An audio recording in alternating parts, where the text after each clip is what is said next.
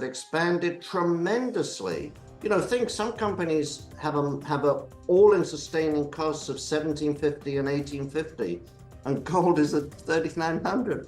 These are incredible margins. So the margins have gone up, and as your margins have expanded, so too have your cash flow. Well, if your cash flow has expanded, your price to cash flow metric, if your cash flow is expanding faster than the price of gold is going up, your price to cash flow metric is going down. It's difficult to chase some of these things, but you look at a company like Fortuna, that I've mentioned before.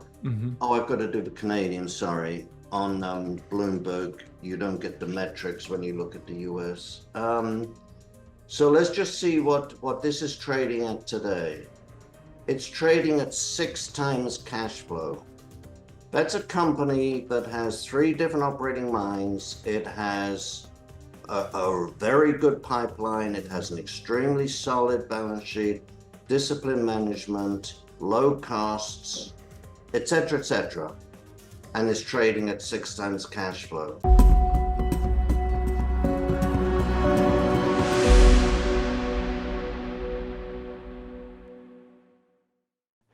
Adrian Day Asset Management. Good afternoon or good evening to you, my friend. Really good to see you. Andy. Good to thank you for having me back. Oh, anytime. You're one of my mentors from afar, as I call it, and somebody I'd like to spend time with. So let's get into it. Gold has been ripping, and it's been ripping really since, I want to say, a good 10 months here, but or 11 months, but more recently it's been ripping since really August, since the summer lulls here. What's your sense on that? What are you seeing? Why is it ripping? And does this have more legs on it? Okay, 2 parts to the question. Why is it ripping?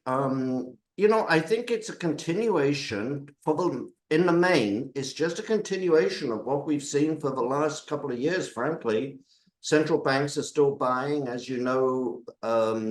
They wax and wane a little bit, but over the last 3 years, it's been pretty steady buying. But, you know, 1 month, 2 months, there'll be a bit of a pullback.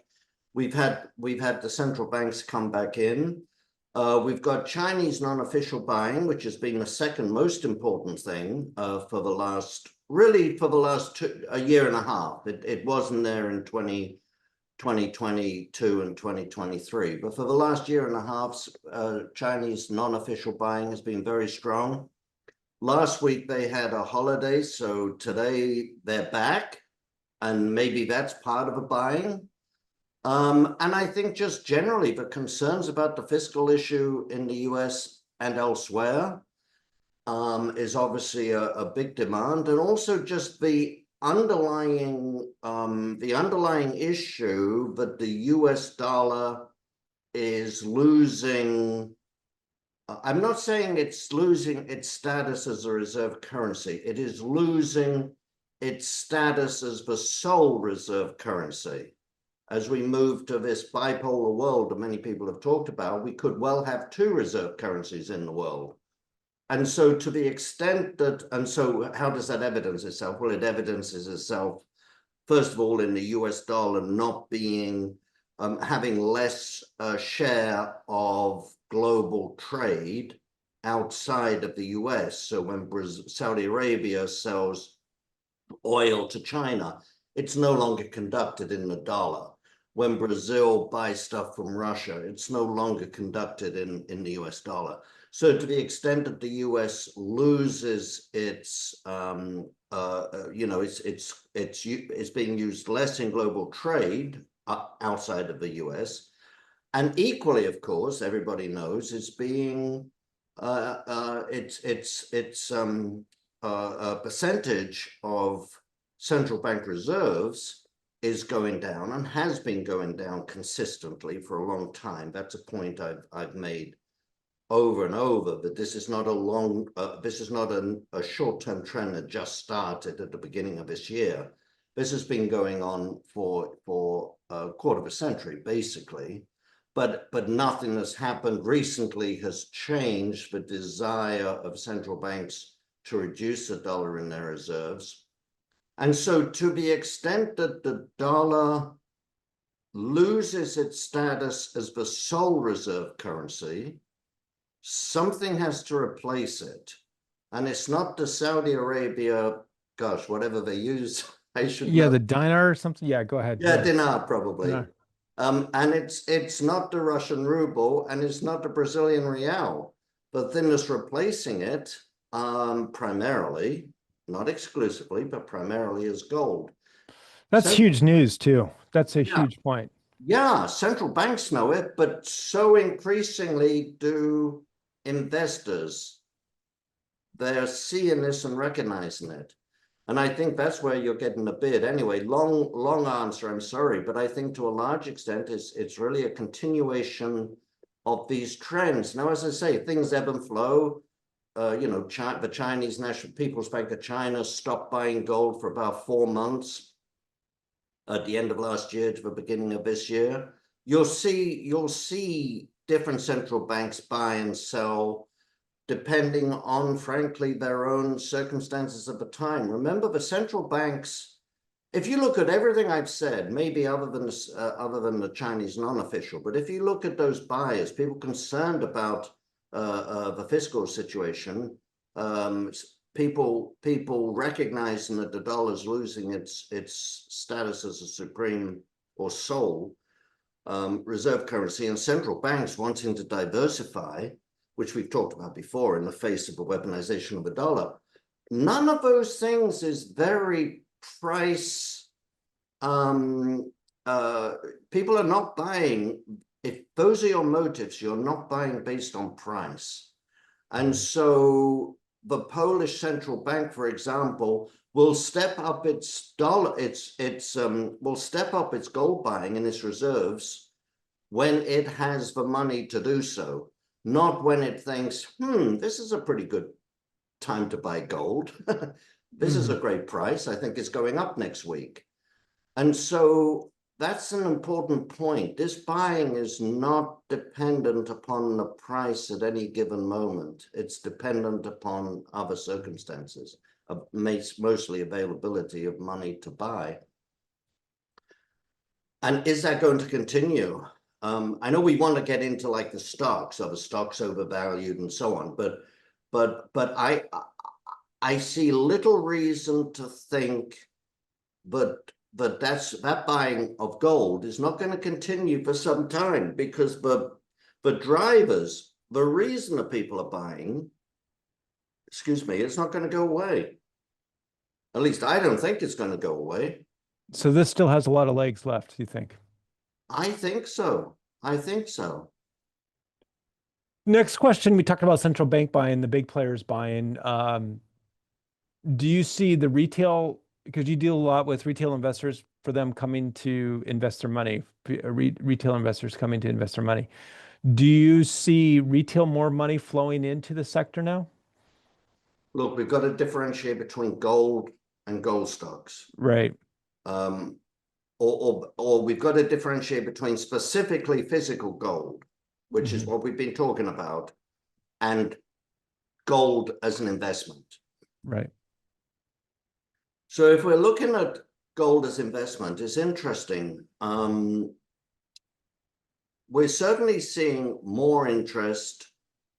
We're certainly seeing more interest in the last month than we have for the rest of this year and before. So we're definitely seeing a shift in interest. We're seeing it in our asset management, for example. We're getting a lot more queries, and we're getting new accounts open.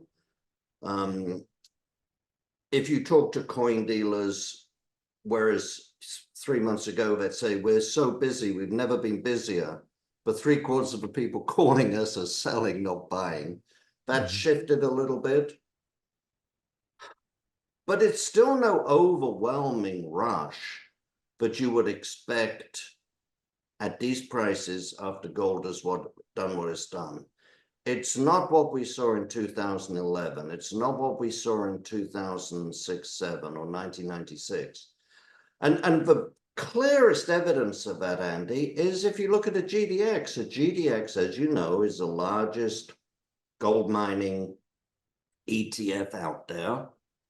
And that's an instrument, that's a vehicle that I would say an awful lot, if not the most, the majority of what I'll call ordinary investors who aren't gold investors, and ordinary investment advisors and financial planners who aren't gold investors, when they want to put some of their clients' money into gold, they go to the GDX. Some will go to Newmont, some will go to Barrick because they're the largest, but an awful lot of them will just go to the GDX, right? And what's happened to the flows? You can see this. This is published. This isn't anecdotal. The GDX in the last month, right, the last 4 weeks, the GDX has seen outflows. That's astonishing. Outflows of $681 million. That is astonishing. And that adds to the outflows we've been seeing pretty much all year of 3.75 billion. 3.75 billion, just to put that in context.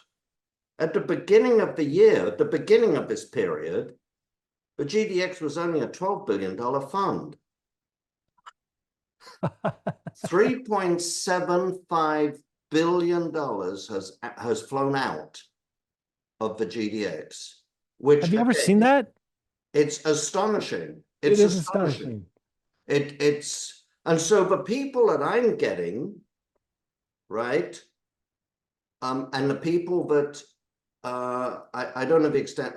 I can't talk specifically about the fund that I manage. You know, I've managed Euro Pacific Fund for Peter Schiff, but I can say we're getting inflows.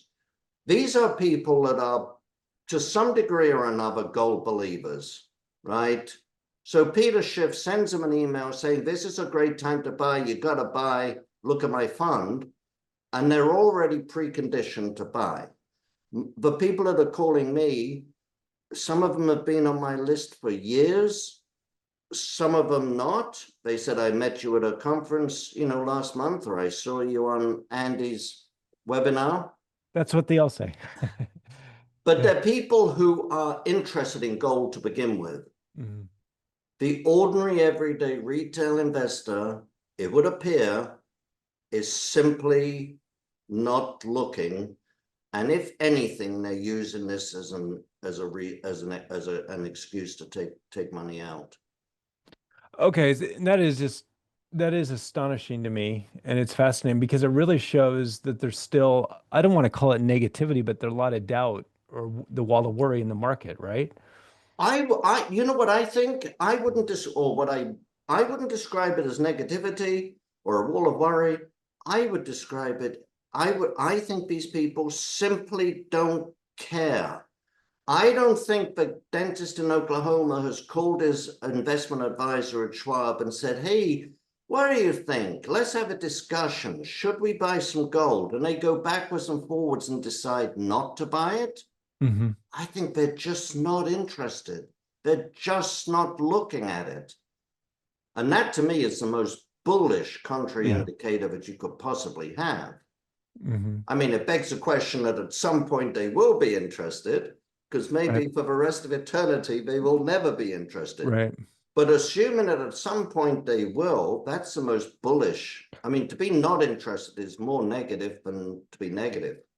Okay, so I'm going to talk to my viewers and listeners here, and I know you're all tuning in to listen to Adrian, but what Adrian just said, I wasn't aware of. You actually touched on that, Adrian, our last conversation, and then it's even more. But to all my viewers and listeners, I would say, as Adrian just pointed out, that is the number one indicator is complacency. And that's what you're seeing right now in GDX, correct? You put it so much more eloquently and succinctly than I did. Yes, it's complacency, and it's complacency because the S&P is going up month after month. And again, to use the dentist in Oklahoma, who may be a very smart.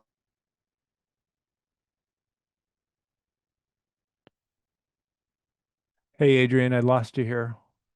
Yeah, he's not looking at the Buffett indicator. He's not looking at the Hindenburg omens or all these other weird and wonderful indicators. He's simply looking at his statement that's coming in the mail or the email.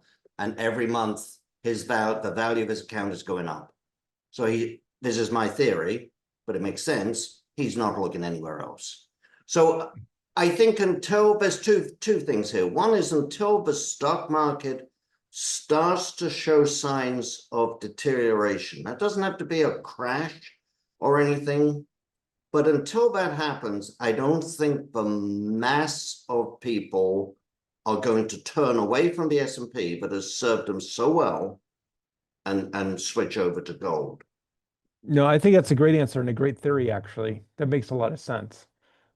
Yeah. Now, let's not forget, we talked earlier about central banks, non-official, Chinese buying. We talked about wealthy families concerned about fiscal issues and so on and so forth. Most North Americans don't buy for those reasons. Most North Americans do not turn to gold as an insurance, as a savings. We don't have that history here, but say they do in France and Germany and Italy, where gold has and other countries where gold has actually saved their families' wealth and enable people to live through hard times. So in most people in North America look at it primarily as an investment. And if you're looking at gold as an investment, you turn to gold when the economic environment is conducive to gold. Namely, when the economy is slowing, when the central bank is cutting interest rates, when inflation is high and rising, and when the dollar is falling. And other than the dollar falling, the narrative on the economy has been completely the opposite of what I just described. The narrative for the past year has been of describing an economic environment where you don't, I won't say you don't need gold. Let's say you don't want gold as an investment. I think it's wrong. I think the narrative was wrong. And obviously it would have been a good time. But the economic environment is not the traditional economic environment where the normal American turns to gold.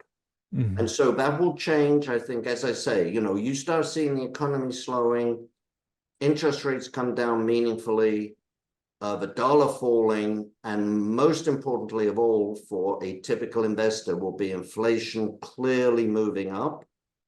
Then people will start to turn towards gold, and the S&P rolling over will be, as it were, the icing on the cake. Yeah. Let's talk about gold stocks. I'd love to get into that. And just this is not investment advice, and I have no idea what you've done in the fund and with the people, the things that you manage.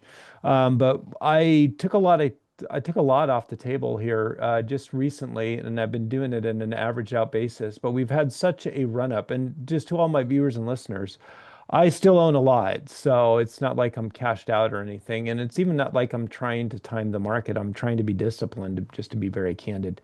But that being said, the gold stocks have runs really since the beginning of the year. And when you and I started doing this, started talking, it's been 2 or 3 years ago, gold stocks couldn't even catch a bid.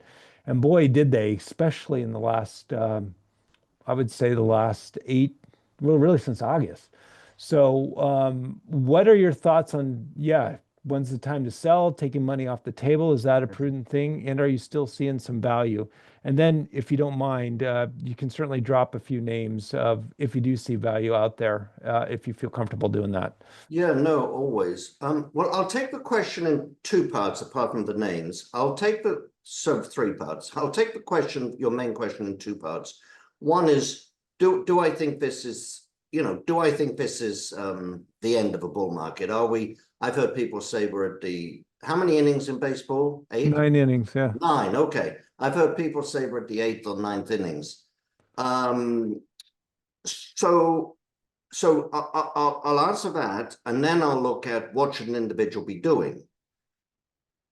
Do I think we're at the end of this market or anywhere close to the end of this market? Absolutely, absolutely no.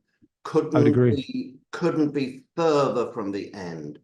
And we've just described the flows from the GDX. I've never known a gold market end without public participation. Doesn't mean it can't happen. And as I said, maybe for the rest of eternity, that dentist in Oklahoma is never going to buy another gold stock in his life. Maybe. But we're not seeing the public participation. we are not seeing the anecdotal signs of a mania. You know, when I go to get a coffee, the barista is not giving me his latest gold stock tip. The Uber driver is not giving me his stock tips. When you go to a dinner party, everybody's not sitting around the table talking about gold. There is no sign of a mania, and yet you go back to 2007, everybody was buying a second home or talking about how you go back to 2001, everyone was giving you a tip on the latest .com that they had just discovered. We don't have those signs of a mania. So I think, and then the third part I'll say, and it comes to part of your question, is the value. These stocks are simply not overvalued. Long bull markets end at overvaluation. And yet, and I'll just give the example that I normally give of Agnico. It's the third largest gold mining company in the world, and it's a company that has no particular issues about it. So people don't look at it and say, oh yeah, you picked Agnico, but, you know, as they would with Barrick. Oh, well, you picked Barrick, but they're in Pakistan. Of course they're cheap. Nobody can say that about Agnico. You look at Agnico, the price to free cash flow today is slightly higher, no, is higher than it was at the end of the year. But it is lower than it was at the end of 23, 22, 21, and 20. So that's other crazy. than the end of, other than December of 24, it is trading at a lower price to cash flow than it has for the last 5 years. And indeed, Andy, you could go back 40 years, 45 years, the entire history of the company, and it has rarely traded at a lower price to cash flow. So these, and that's, and the reason for that is because the costs in the last 2 years, the costs have not been going up as much as the price, right? Then everything is getting revalued and becoming more valuable. Your mine is more valuable. Your reserves are more valuable. Yours have expanded tremendously. You know, think some companies have a all-in sustaining costs of 1750 and 1850, and gold is at 3900. These are incredible margins. So the margins have gone up, and as your margins have expanded, so too of your cash flow. Well, if your cash flow has expanded, your price to cash flow metric, if your cash flow is expanding faster than the price of gold is going up, your price to cash flow metric is going down. So for all of those reasons that I just said, and I think this is the message that to me is the most important message, we're nowhere near the top of this market now. And so for all of those reasons that I've mentioned and more, we're nowhere near the top of this market. Now, does that mean we couldn't see a correction or a meaningful correction? Obviously not. And I would say that every bull, I talked to Rick Rawle about this actually just on Saturday, every bull market I've ever known has had a meaningful mid-cycle correction. The most clear one, of course, is in the 1970s, when from 74 to 75, gold actually fell 50% from almost $200 to just over $100, right? And it washed out a lot of people who thought that was all they were going to see. And then, of course, it went on to 850. But we had the same similar thing in 2006. We had a 3-month pullback when gold fell like 35%. So it was gold stock, sorry, fell 35%. No, sorry, Andy. It's been a busy day. Gold fell 35% in 2006 for gold stocks. I don't have it in front of me, but they obviously fell a lot more. So will we see that again? There's no reason to think we won't. Could it happen soon? I think it could happen soon. We're beginning to get those little signs. Those little signs. The number of placements that has come out, the number of companies that are raising money in the last 2 weeks has shot up. I've never seen anything like this. The number of deals that are coming across the transom, and they're all being successful. Yeah. What does that mean? If you're not getting new investors coming into the space, but Ajax is able to raise money, it means that investor is selling something else to raise money for Ajax. So that's an indication. We're seeing more and more M&A. Now, we're nowhere near the sort of craziness that we saw in 2011. When people just overpaid for marginal assets. We haven't seen that yet. I would argue that most of the M&A that we've seen this year has actually been, good M&A. I might not agree with all of it, but none of it's been crazy. I might think sometimes they overpaid a little bit, or wouldn't it have been nice if they'd have done it 3 months ago? But again, none of it's been crazy, but still you're getting a huge input in that. And the other indicator, I'll tell you, a lot of investors are now calling and asking me to be fully invested. Why are you holding any cash? Be fully invested. And again, as a contrarian, that's a worrying sign. So could we see a confluence of factors? Maybe we have peace in Gaza. Maybe, well, at some point, the US government will end the shutdown. And I don't honestly think either of those two things has a huge price in the market. I don't think gold shot up on either of those two things. But if you end those, and maybe at the same time as you end those, China decides, the People's Bank of China decides to pause their buying of gold for a reason, or the Polish central bank, which has been the largest buyer of gold this year, incidentally, maybe things in Ukraine go differently, and they decide they need more money for building, drones rather than adding to reserves. Whatever the reasons, you could easily see a confluence of these factors at the same time that will cause gold to have a bit of a pullback, and with it the gold stocks. Sorry, long-winded answer. So we now come. So I definitely think in cricketing terms, maybe the first and second batsmen have played their part and they're now in the pavilion, but we're only at the third and fourth batsman, and we go up to 11, by the way. So we're very, very close to the beginning. Now, could one of those two batsmen get, bowled out for a duck because, of what I just said, Gaza and so on? Of course. But we're very, very close to the beginning. So in terms of clients, I don't mind telling you what I'm doing. I can't tell you for the fund, by the way. I'm not allowed to tell you what we're doing in the fund. But for clients, if I've got a conservative client who told me 2 years ago that he kind of liked gold, I kind of like gold, and that's why I've come to you, but I'm 80 years old and I'm conservative. And we put 20% of his money into gold stocks, and that's now representing 40% or 35% of his account. And he's pretty much got 50 to 100% in every stock we bought, and probably that's illegal under the SEC rules. So some of our stocks have gone down, incidentally. Well, yeah, we're taking some of that profit. Now, if every gold stock you have has gone up 50 to 100%, which it has for most people, and you sell 30% of your gold stocks, you've still got exactly the same amount of money invested in the market. Right. So, so for that kind of client, it makes perfect sense. Yeah. But am I getting worried? Am I getting nervous? For people who are dedicated gold accounts, who I know have 10 or 15% of their overall portfolio allocated to gold, and I'm managing that gold part, am I liquidating?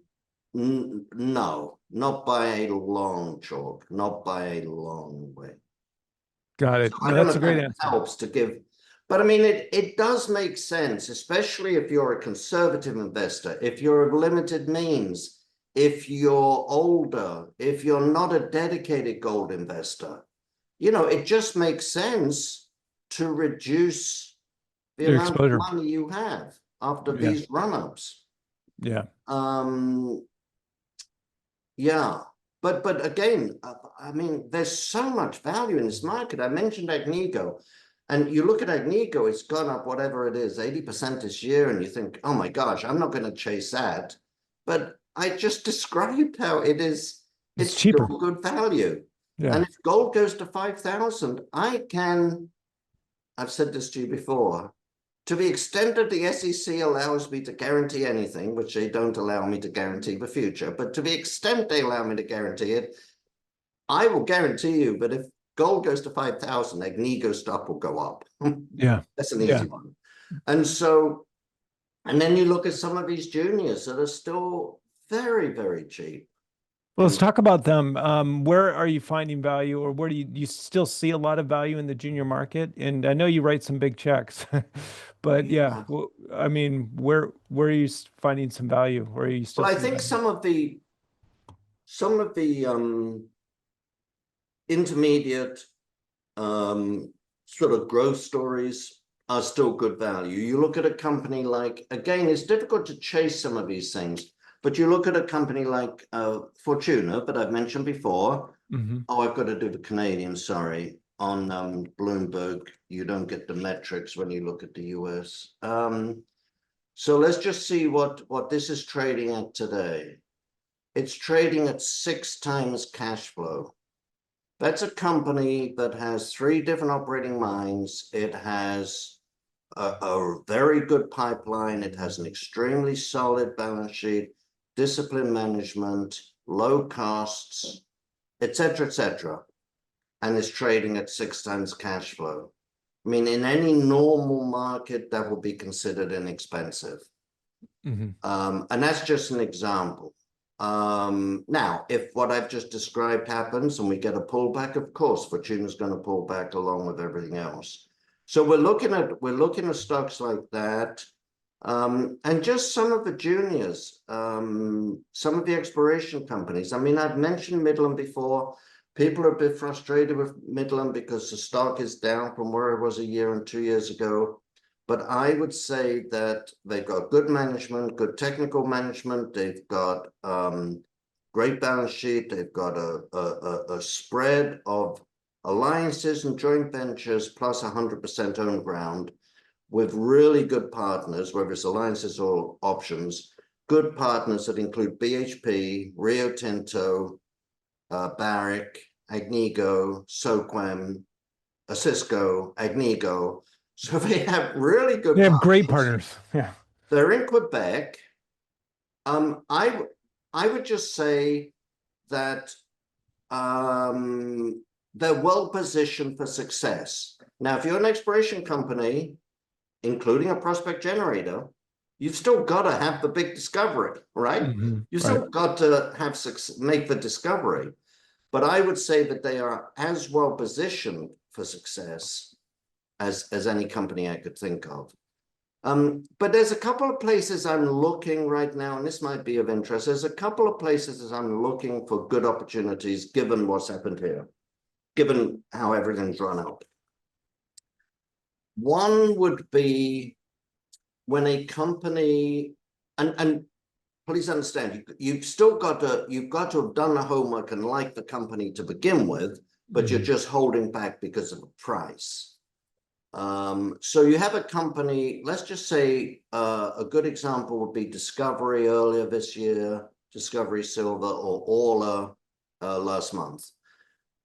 Companies that you think are maybe just a little bit overvalued, they've just gone a little bit too far too fast, and then a big strategic shareholder decides to sell their shares. In the case of Orla last month, we had Agnico sell their shares, well, we had Newmont sell their shares and Agnico sell their shares.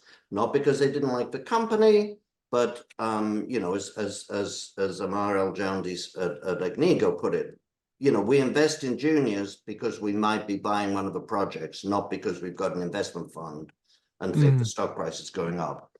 So when they sold, Agnico sold first, and then Newmont just sold in the market in an overnight offering. The stock fell like 15%.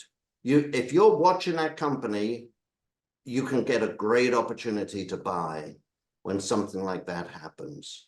Because obviously, if you do an overnight offering at a discount to the market, what do you think happens in the morning? The stock Right. price goes down.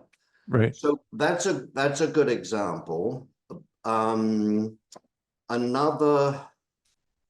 example will be companies that have struggled and had problems for one reason or another, and the stock price, has really lagged. But then there's a catalyst or that suggests that there might be a change.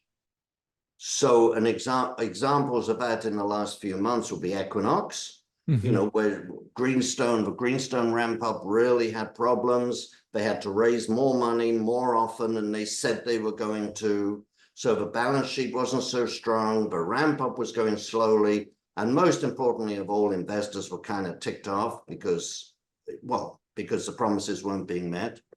Then the new CEO came in when they did the merger with Calibre, and they took Darren from Calibre, well respected, well regarded, and now you've had a quarter where they've started to improve the operations, and people can say, okay, looking ahead, if they get the operations sorted out, and they've got the Valentine mine just started and already done a gold pour at the new Valentine mine, wow, then we're going to see some cash flow. Then they're going to be able to pay down their debt. Suddenly this turns from being a dog and, excuse me, Ross, from being a problem, let's say, to, wow, this could be one of the darlings of the next gold cycle, and it's still cheap. B2, which had the overruns at Goose Bay and extensions, but now they've declared commercial production at Goose Bay. Again, that could be the catalyst to get an undervalued company, but a company we followed, we like the management, we like the balance sheet, just had problems. And now that's the catalyst that says, okay, maybe that's the time to jump in. I don't have one to look at for the future. But I think your listeners get the kind of idea I'm talking about. Yeah. And then the third thing, frankly, will be new companies. When a new company comes to market, it might be an RTO or it might be a new listing. It could be a private company that goes public. The smart management teams, the smart ones, do not try to milk the market for every single cent that they can when they go public and leave nothing for the new investors behind. But instead, they come out at a reasonable price. Obviously, everybody wants to get as much money on their listing as they can, but you come out at a reasonable price so that the people that bought in that pre-IPO round, they come out with a little bit of a profit and are supporters. And the people that buy you in the first week or two or three are buying at a reasonable price. And you can get good opportunities there. And one I'll mention, for example, it's not public yet, but I'll mention two. Shouldn't really do this because I want to buy them when they come out at the right price. But one would be Summit Royalties, run by Drew Clark, who used to be the he used to source the royalties of Metalla. So Drew's come out with this thing called Summit.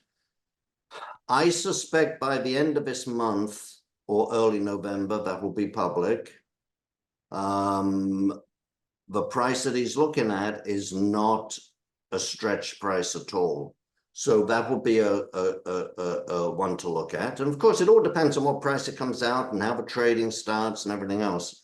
The other one would be a company called Evolve Royalties, both royalties, sorry.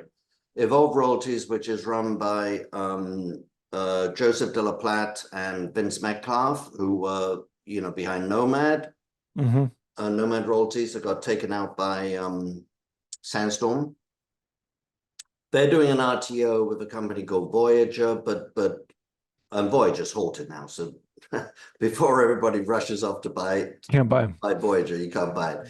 But that should be out probably within 10 days. And again, depending on the price, but both Joe De La Platte and Drew Clark have said that the price they're looking at, they want to come out at a reasonable price so that, you know, people come in and make some money. And it makes sense for a company, incidentally. They're not doing it out of the goodness of their hearts. But if you come out at the maximum price you possibly can come out at, what typically happens is the stock price drops in the first week or two. And if the stock price of a new listing drops right out of the gate, it makes people who had it in the private placement say, oh my gosh, my 25-cent stock came out at $1. Now it's 70. I better get out of this big before it goes any lower. And all it does is get, you know, selling begets more selling. Right. So it's the most sensible strategy out to make sure there's room for the stock to go up.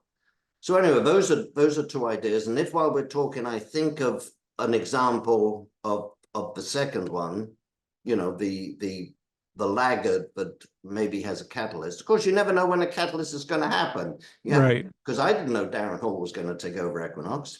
Yeah.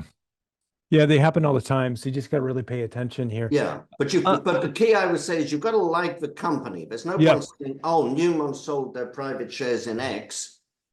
You know, I'm going to buy that. You've got to make sure you like the company to begin with. Yeah. Like the company, good management, good asset, have a good asset to great asset, it being in a good to great jurisdiction, really. Adrian, I see lightning flashing here. You probably need to get out of here. People want to do business with you. How do they do that? And how can they open up an account with you? Yeah, well, if they want to do business with me, all I can say is that you have very, very intelligent listeners, Andy. Sorry, that's so the website is adrianday.com. So you can go there and find out basic information, or if you prefer just to, you know, talk to someone right away, 410-224-2037. Got it. I'll put all of this in the show notes. Adrian, you're a friend. Yeah, I love to enjoy spending time with you. I always get great insights and I love to pick your brain. I'd love to have you on again real soon as this market's ripping. I'd love to, because these are my favorite interviews, Andy. You do a great job. Thank you, my friend. Have a good night and we'll see you Okay. soon. Good night.